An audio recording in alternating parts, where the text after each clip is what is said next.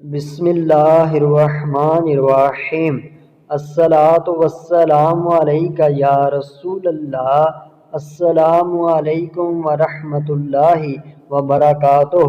حدیث نبوی صلی اللہ علیہ وآلہ وسلم۔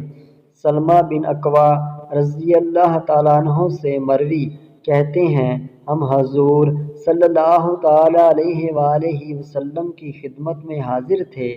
ایک جنازہ لایا گیا، لوگوں نے عرض کی اس کی نماز پڑھائیے۔ فرمایا اس پر کچھ دین قرض ہے۔ عرض کی نہیں، اس کی نماز پڑھا دی۔ پھر دوسرا جنازہ آیا، ارشاد فرمایا اس پر دین ہے۔ عرض کی ہاں۔ فرمایا کچھ اس نے مال چھوڑا ہے۔ لوگوں نے عرض کی 3 دینار چھوڑے ہیں، اس کی نماز بھی پڑھا دی۔ پھر تیسرا جنازہ حاضر لایا گیا، ارشاد فرمایا اس پر کچھ دین ہے۔ لوگوں نے عرض کی 3 دینار کا مدعون ہے۔ ارشاد فرمایا اس نے کچھ چھوڑا ہے۔ لوگوں نے کہا نہیں۔ فرمایا تم لوگ اس کی نماز پڑھ لو۔